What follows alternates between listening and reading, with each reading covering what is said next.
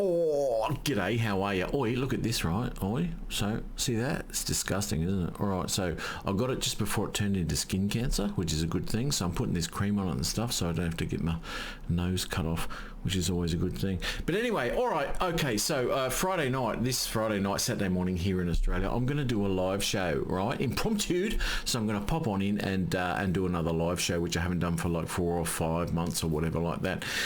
But the production team have been absolutely flat knackers trying to improve the studio ambiance. Let's have a look. Oh, look at the ceiling here, right in the studio here. Oh, look how pretty that is. Goodness me. Ooh, isn't that spectacular? All right, don't worry about that. Anyway, so come on, focus. There we go.